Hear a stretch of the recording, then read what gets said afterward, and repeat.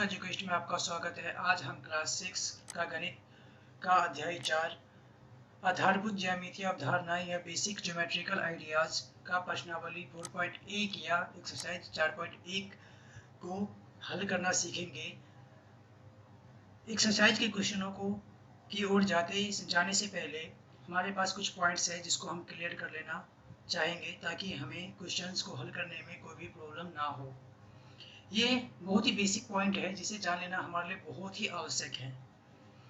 तो आ जाते हैं हम पॉइंट्स की ओर। हमारा पहला पॉइंट क्या है? बिंदु। ये बिंदु को समझने से पहले मैं आपको बता देना चाहता हूं कि अभी तक आपने हमारे चैनल को सब्सक्राइब नहीं किया है तो कृपया करके सब्सक्राइब कर लीजिए। नोटिफिकेशन बेल आइकन को भी क्लिक कर दीजिए ताकि हमारी आने वाली वीडियो आप तक आसानी से पहुंच सके, आपको सर्च करने की आवश्यकता ना पड़े। अगर आपको हमारी वीडियो अच्छी लगती है तो कृपया करके कमेंट बॉक्स में ज़रूर लिखिए, मुझे बताएं ताकि मेरा मनोबल बढ़े, ताकि मैं ऐसी और वीडियो आपके लिए बनाऊं। और कभी भी वीडियो को स्किप करके मत देखिए, क्योंकि क्या होता है, कुछ पॉइंट्स होता है जो रह जाता है, मिस हो जाता है। इससे हमें सही से क्वेश्चंस को सोल्व करना नहीं आएगा, तो इसलिए स्किप करके मत देखिए। तो आ जाते हैं पॉइंट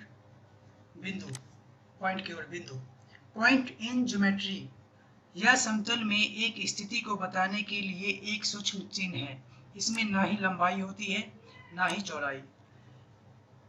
कलम या पेंसिल की नोक को कागज पर दबाने से जो निशान प्राप्त होता है उसे क्या कहते हैं? उसे बिंदु कहते हैं। उसे बिंदु कहते हैं। जैसे कि मैंने ये जो पहली लाइन है, ना ही लंबाई होती है ना ही चौड़ाई होती है, जैसे कि मैंने ये बिंदु लगा दिया, तो इसमें क्या है? इसमें आपको दिख रहा है कि लंबाई चौड़ाई। बिंदु में ना ही लंबाई होती है ना ही चौड़ाई होती है। जैसे कि प्रकार का सिरा, पेंसिल का नुकीला सिरा, एक सुई का नुकीला सिरा, इसमें ये क्या है? एक बिंदु का एग्जाम्पल है। तो आप बिंदु समझ गए होंगे। अब आ जाते हैं रेखा और रेखाखंड क्या होता है। सबसे पहले हम रेखा समझते हैं। जिसके दोनों सिरे अनंत लंबाई तक आगे बढ़े, जिसका कोई छोर नहीं, वह क्या होती है? वह रेखा कहलाती है। जैसे कि ये चलता ही जाता है, ये अनंत है, तो क्या है? ये रेखा है। और रेखाखंड क्या है? दो निश्चित बिंदुओं के बीच खींची गई रेखा को रेखाखंड कहते हैं। ये अनंत तक नहीं बढ़ती है। जैसे कि ये मैंने ये बिंदु लगा दिया, ए बी, तो क्या है? ये एक रेखाखंड है, क्योंकि क्या है? इसकी निश्चित बिंदु है। और रेखा क्या होता है? रेखा का कोई निश्चित बिंदु नहीं होता, ये अनंत होती है, ये अनंत तक नहीं होती है। जैसे कि एक बक्स का किनारा यहाँ से यहाँ तक है ना, ये दो बिंदुओं के बीच में ही है।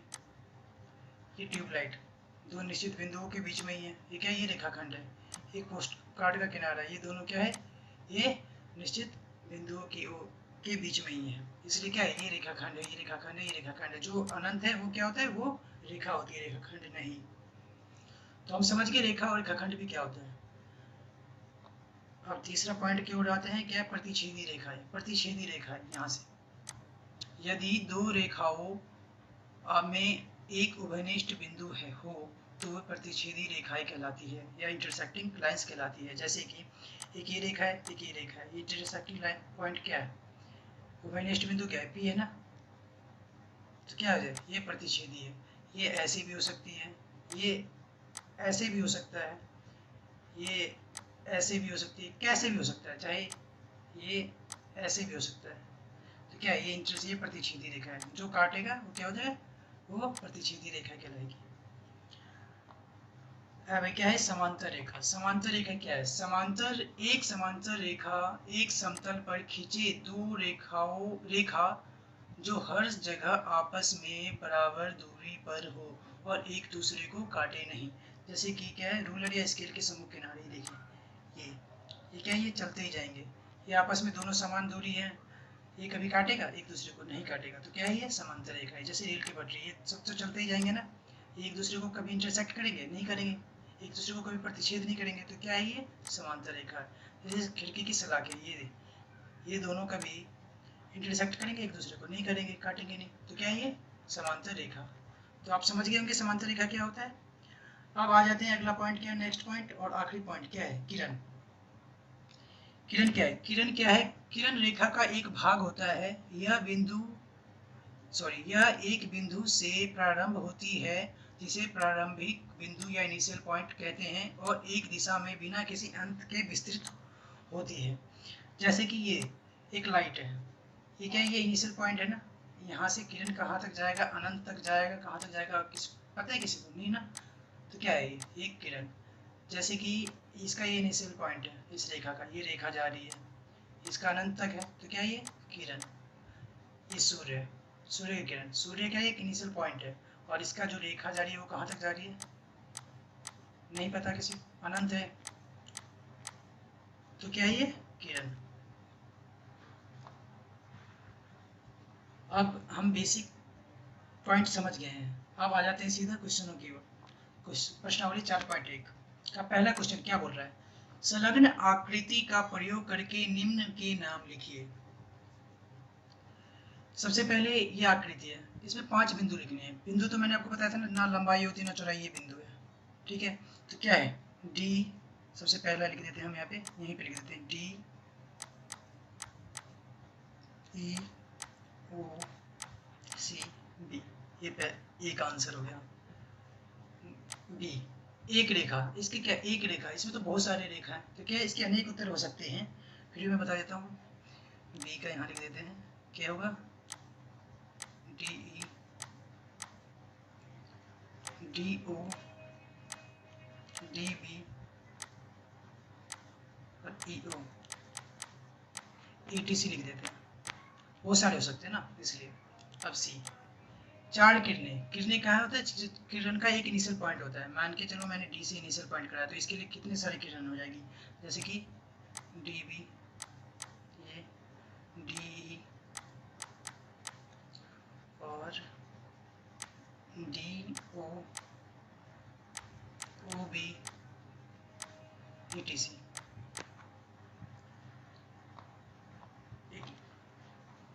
अब क्या है क्वेश्चन डी, क्या है 5 रेखाखंड डी, 5 रेखाखंड, रेखाखंड भी क्या है अनेक उत्तर हो सकते हैं, बहुत सारे रेखाखंड है इसमें, तो मैं 5 का लिख देता हूँ डी ई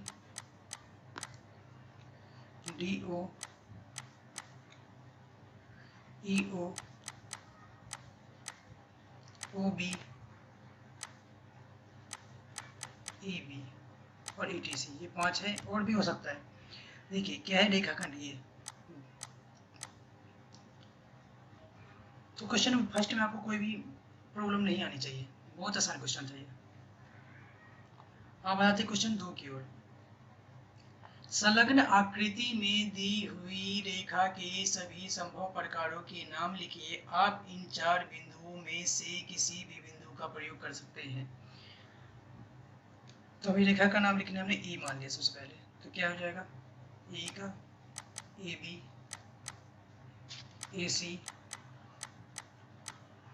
ए डी, फिर मैंने बी मान लिया बी ए बी सी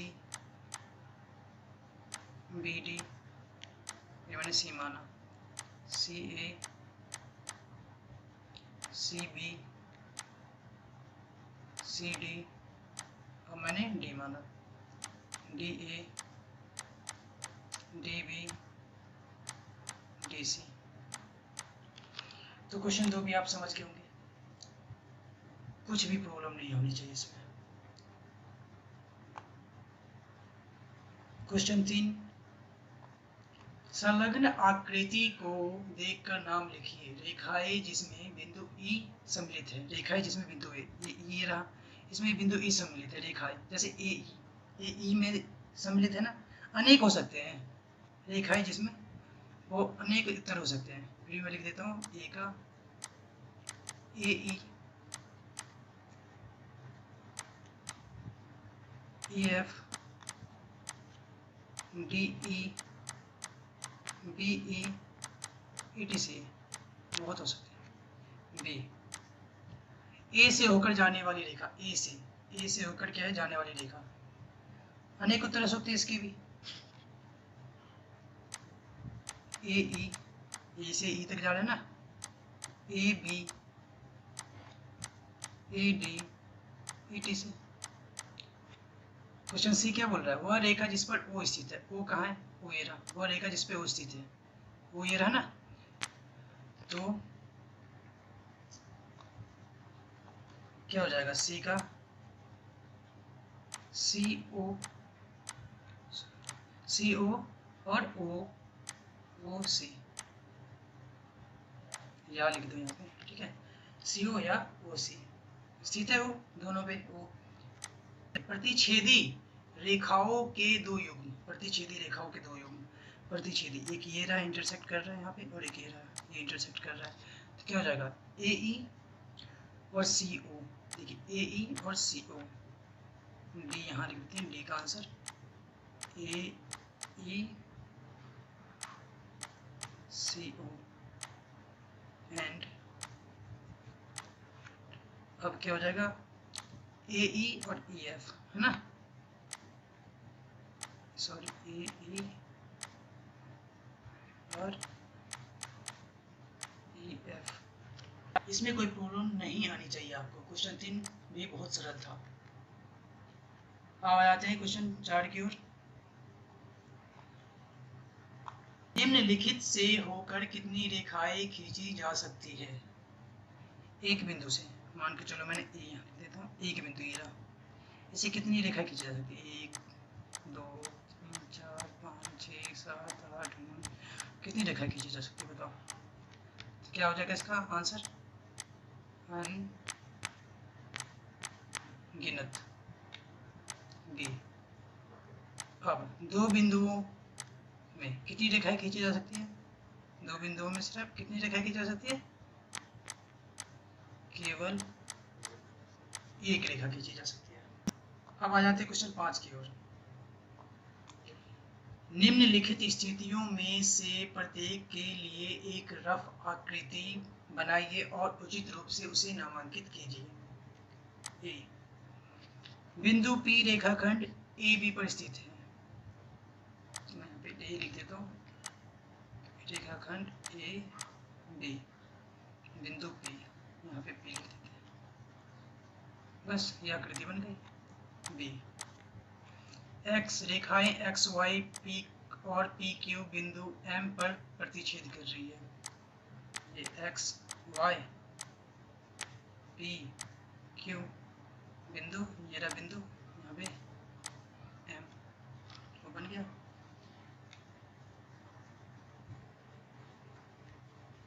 अब सी क्या बोल रहा है, रेखा एल पर ई और एफ स्थित है परंतु डी नहीं, रेखा मैंने मान लिया ये एल पर क्या है, ये रहा और ये एफ, लेकिन क्या है डी नहीं है स्थित है, तो डी कहीं और स्थित कर दीजिए, डी इनका नाम रख दीजिए।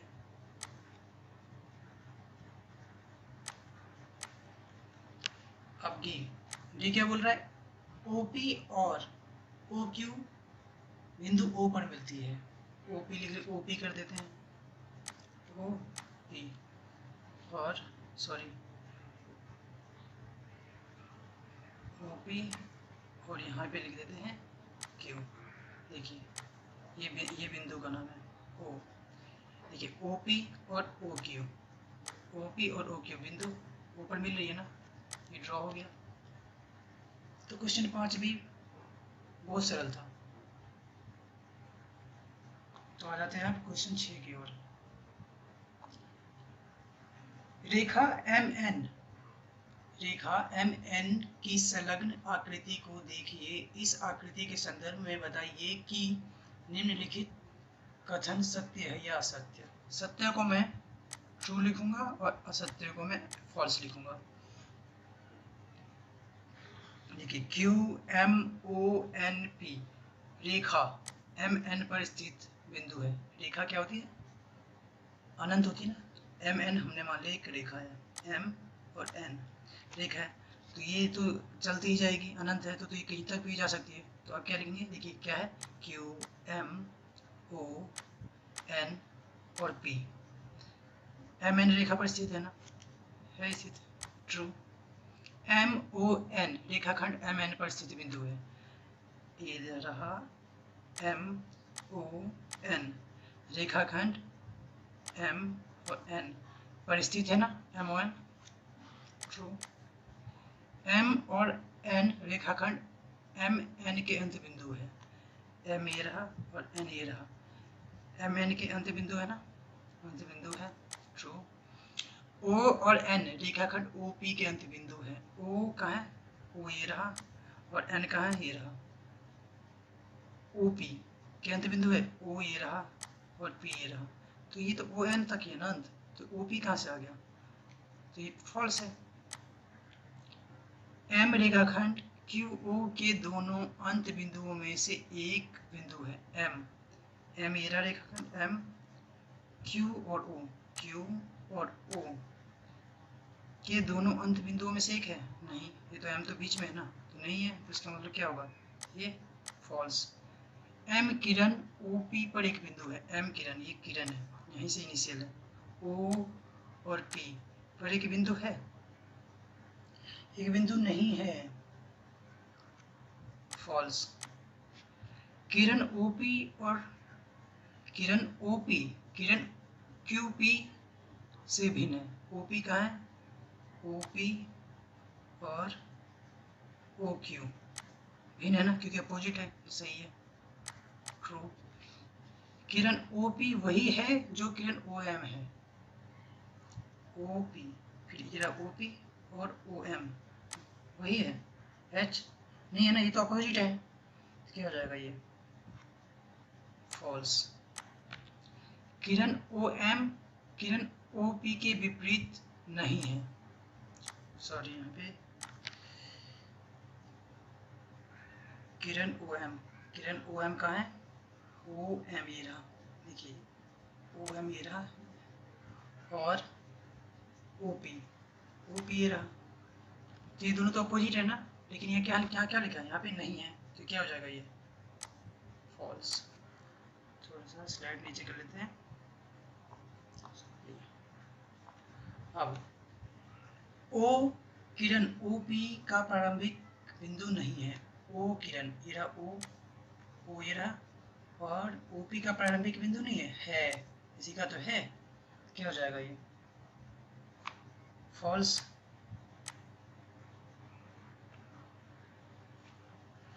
अब एन किरण एन पी और एन एम का प्रारंभिक बिंदु है, एन किरण ये रहा एन किरण, एन पी इधर जा रहा है और एन एम इधर जा रहा है, तो प्रारंभिक बिंदु है ना दोनों का, क्योंकि यहीं से शुरुआत हो रहा है, इनिशिएट यहीं से हो रहा है, प्रारंभिक बिंदु है, तो क्या हो जाएगा, ट्रू। तो क्वेश्चन 6 भी आपको आसानी से समझ में आ गया होगा। अगर थोड़ी सी भी प्रॉब्लम हो तो कृपया करके कमेंट बॉक्स में मुझे बताइए, मैं उस प्रॉब्लम को सॉल्यूशन करूंगा, प्रॉब्लम का सॉल्यूशन करूंगा। तो इसी के साथ हम अपनी वीडियो समाप्त करते हैं। अगर आपको हमारी वीडियो अच्छी लगे तो कृपया करके लाइक कीजिए, शेयर कीजिए और सब्सक्राइब कीजिए, और मुझे बताइए कि आपको वीडियो कैसी लगी। अभी मैं बाकी चैप्टर्स, बहुत सारे चैप्टर्स डालूंगा, 6 का डालूंगा, 6th क्लास का, 7th का, 8th का, 9th का, 10th का। धन्यवाद, थैंक यू।